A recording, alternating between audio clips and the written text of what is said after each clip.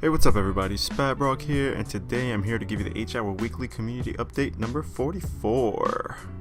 This week, the Quick Look wasn't updated, but we did receive a patch. So, as a trade-off, the patch notes were our Quick Look initially. So, let's just get into it. Let me see the patch notes right here. So, with that said, there's nothing regarding what they're working on for next week. So again, I really don't mind because it's been pretty stagnant regardless. So you know, it's a lot of repetition of what they said. Like, yeah, we're talking to investors, blah blah blah. We're focusing on the workshop to integrate, you know, blah blah blah, the maps to come into the 4.11 engine. So enough of that tech talk. Let's get into it. So the patch notes. Let's just read it. So servers were offline, and then they were just trying to replicate an extraction bug bit on the build, but they couldn't fix it right away. So right now, sometimes extraction crashes. I know it happened to me the other day, but I played a full game like right after, so it was really weird. This is only for extraction, so it's only gonna happen on Sysmus. And yeah, so they need stress testing to judge whether it is an issue. So they gave it to the community and let us rock with it, you know. Yeah, so there was an extraction only server and another server with only 3 game modes.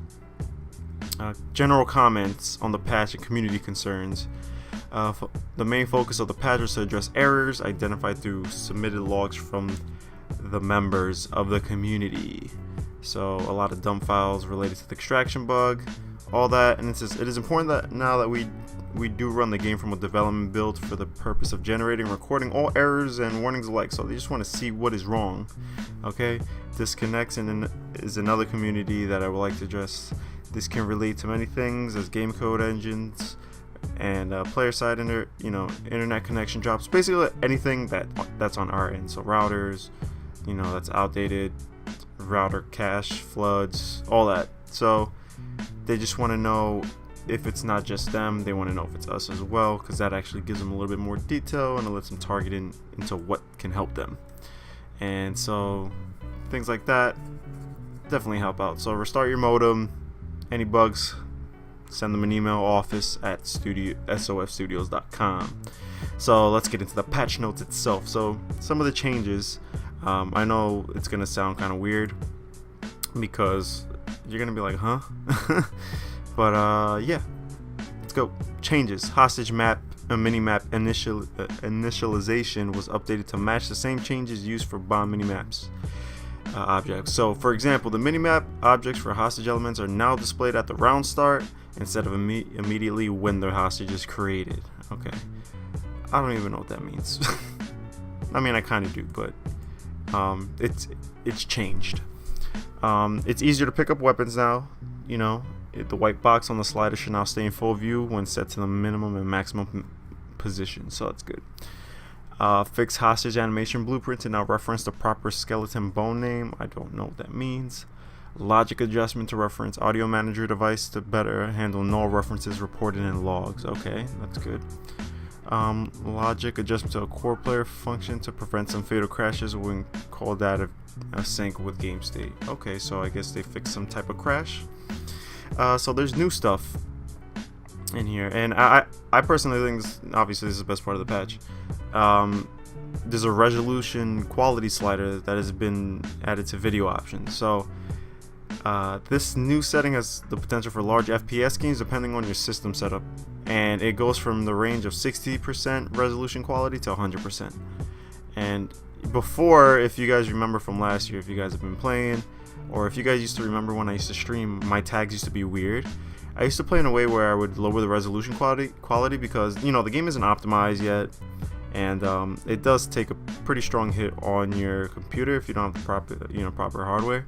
So now you can lower the resolution quality, and if you're looking at the video right now, you could kind of see that like it's a little washed out. I mean, I used the wrong file to capture my clips for this one. I usually use a better, you know, what's it called, little software to, you know, I use OBS multi-platform or whatever it's called.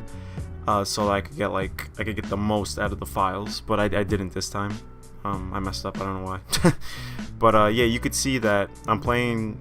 I don't know if I checked the quality, but I was playing at all high settings with 60%. Well, minus shadows at yeah, at 60%, and it didn't look too bad. It's just in the video it looks really washed out, but it definitely does look washed out. And but I gotta really, like, I can never play on highest and get like good frame rate. I think I was running like at 55. That's pretty awesome to me, so I'm happy with that. Yeah, so that's good. Before, if you like, you could go into the config files, and you could definitely, like, you could mess around with them. You could you know, lower your textures and stuff to like 1, and then that's how I was playing. So this is like an easy man's way, and it's a little bit more accessible, especially if you're having trouble. I have a new way of capturing. It's not in this clip. I lowered my resolution, like my resolution in general in the game. Then I lowered the resolution quality slider to 60, and I could probably like film and capture the whole quality clip, and it still won't look bad. You know, right now I'm looking for FPS over quality since the game isn't optimized, and I'm not gonna invest into a real capture graphics card until I have, you know, the game fully in front of me. You know what I mean? I feel like that would be a kind of a risk, because I don't really play PC like that, only for H-Hour and maybe like here and there Counter-Strike and Overwatch, but I haven't even touched those in a while. But yeah, that's for that. So it's definitely a lot better. Map work. So there's actually major improvements in the lighting of the rooms in Factory, and you know, they were completed by the artist. So that means, to me, that sounds like they still have some funding to fix some things. So that's awesome while they look for funding. And map upgrades will be an ongoing process as resources are available, so that's good. So they're probably still getting something coming in from the old investors, maybe, or maybe they're just budgeting super hard. But that's insightful. If there's any bugs outside of the extraction bug, I would definitely report that. I know today's Tuesday. You know, filming this Tuesday morning. I definitely sent in a bug report for sensitivity. So when you download this patch, you have to verify your integrity of your files. So, and that kind of resets all your settings. It's annoying, but you know, we're kind of used to it by now. We've been doing it for like a year. And yeah, I noticed that you could change your sensitivity in game, but it just won't save. So you would have to go outside of the game and do it. And yeah, that's the little remedy for now until they fix it. But I put it in, hopefully they fix it, and we'll see what's up. Yeah, that's pretty much it though, guys. I think I'm gonna try to get what I want, you know, wanted to pump out this week out soon, so look out for that. But yeah, that's pretty much it, guys. Follow me on Twitter, twitter.com/MrSpab. Follow me on Twitch, twitch.tv/Spab_ROG. Sub to the YouTube, like the video, do whatever you gotta do. Follow SOF Studios, follow the Reddit, reddit.com/r/H-Hour. And that's pretty much it for this week, guys. Thank you for watching. I appreciate the support and love you guys. We'll see where the game goes. See you next week. Peace.